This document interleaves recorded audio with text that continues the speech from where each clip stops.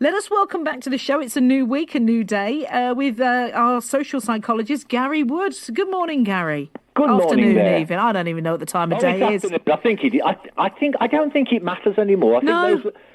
Morning, afternoon, those are the old rules. Yeah, this is just like we're here. That's it. It's just hello, whatever. Yeah. Good weekend? Yes, I did, thank you. Well, I've been sitting in writing for most of it, but I actually managed to write something, which is always a bonus. Well, that is good. That is good. Good. We are very pleased. Right, so we've just been talking about the fact that, adults, they're having a tough time with this. Let's not lie. They have their up days, their down days, and then they know that they've got to pull themselves back up again, and we go on. But for kids, this is a massive shock to their systems, isn't it? Unfortunately, what's happened is all sense of routine and normality's gone, and it's going to take us time to adjust. And for very small children, you can't necessarily explain it. You've probably got a better chance with the older ones. And the ones I really feel sorry for, of course, are the teenagers who were planning to do exams. Yeah. And now all that's gone, and it's kind of they're in limbo. But the fact is that the world's in limbo, so it's important in the first instance for somebody to reach out and just talk to somebody. And it needs to be somebody who is just listening. I think that when he cleaned that phone last week, it went a bit dodgy. Have you disappeared, Gary? Well, he says that somebody needs to be listening. We are, and we can't hear him. He must have got a bit of bleach down the receiver. We will try and get Gary back again at some point and see if we can listen a little bit more to him there. I don't think that he's on a clear line at the minute, but never mind. We're going to have a song. Right, and let's see if we've got our old friend Gary back on the line now, and hopefully we'll be able to hear him. Hello, Gary. Can you hear me? Yes. Good. Oh, I don't know what went wrong there. Are we going to do it all over again and pretend we haven't even spoken yet? Well, we'll cut out the beginning bit, but we were talking about the fact that, it's hard for all people, but particularly teenagers who maybe were going to be, sitting their exams. They had high hopes and dreams and expectations, and suddenly that's all gone. So how can we help them? So first of all, it's important for the teenagers to be able to talk to someone. And it's not a time to think, I can cope with it. There's some great helplines out there, but just talk to someone. If parents are talking to the teenagers, it's important how they ask questions. So you don't say, you must be feeling terrible right now, because that's an instruction. It's not a question. So you can say, how are you feeling now? What's going on now? Do you want to talk about something now? If you keep the questions very open, it allows the other person to fill in the gaps rather than you filling in the gaps. So that's a very important. So parents can be open to anything that teenagers want to talk about at the moment. Yeah. Going back generally, I think we started right at the beginning with our very first one, and I talked about the 3 C's, and they were control, challenge, connection, and be creative. And these can apply to children as well, because essentially what we need is some kind of structure. We all need a structure. We need to keep busy. And so if we can work out what we can control, the small things we can control, it does take the edge off any anxiety. If we can set ourselves smaller challenges, that takes the edge off anxiety.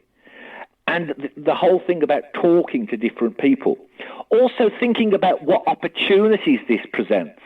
I've had lots of people online tidying bedrooms. It's never, ever happened before. And there can be something really satisfying about doing small jobs like that you've put off and off and off. Now is the time to tackle something. So look at opportunities. I've seen a lot online as well about people catastrophizing and saying, we're headed for an anxiety and depression epidemic. And no, we're not. Because if we think in that terms, what that does is that takes away some of our control. It makes us feel helpless. It makes us think, well, what's the point in bothering? We're heading for an epidemic. And at the moment, we are very passive. So it's a way just to take little steps, control, structure, take those back and change what you can change. I agree with you with the regard, being on, we've talked about social media before, and the fact that it can be an amazing place with lots of positivity, but also it can be quite negative. And, when the schools shut, there were lots of posts, and one in particular just seemed to kind of like be copy and pasted. My children's future has been destroyed. They were supposed to be, at their leaving parties. What future have they got ahead of them now? And I'm thinking to myself, if your kid reads that, they're going to be wondering, what's the point in going on? The world is over. And I kind of like, it is what it is. Everybody is in the same boat, but we'll get through this. This is not an end. It's just kind of like the start of a new beginning. It's something different will happen, but your life will go on. Your future is still there. Yes. We'll have to work at it a bit and, decide what you want to do with it. It's just different to everybody else's. A good way to think about it is that whether we like it or not, this is history in the making. We've never experienced anything like this before. And so it's a great opportunity to write it down, write a story about it. Everybody needs to be writing their autobiography now. How are we coping in positive ways? Because that is also, when we see our thoughts on paper, it helps us process them more easily. If we've got them swirling around in our head, it's very difficult. It's almost like a tumble dryer. It's difficult to pin a thought down. Where we start to write the thoughts down, so just keeping a diary, a journal, writing a story, write it from a position of a fairy tale. Think about your favourite genre, if it's Lord of the Rings or whatever. Write your story. That will help you process it. That is a good idea. And I went through a period of doing this once, quite a few years back. And I think it was your suggestion, actually, Gary. But anyway, I wrote down how I was feeling at the time. And I look back and read that now and think, oh, my God, was that actually me? Yes. And then I thought, well, you know what?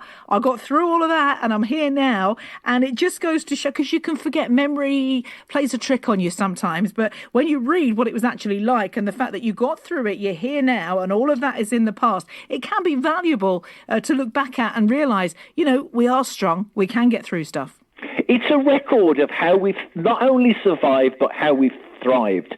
So when things are tough, if you can make sense of it by writing it down, like you say, you can look back on that and it becomes a resource. So at the moment, although it seems very bleak, this in the future will be a resource for coping with other things that come your way, because nothing will probably ever be as destabilizing as this. Yeah. And absolutely. so this is a way to start building our coping strategies for the future.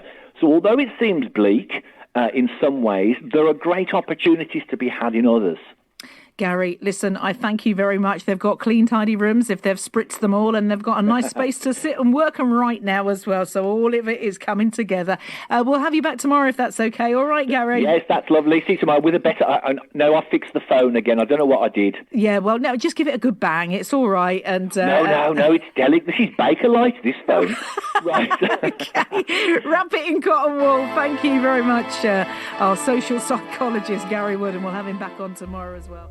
Hi, it's Gary Wood. Thanks for checking out my videos, and please remember to hit the like and subscribe buttons. You can find out more in my books, my blog, or if you're interested in coaching for wellbeing, head over to drgarywood.co.uk to get in touch. Thanks.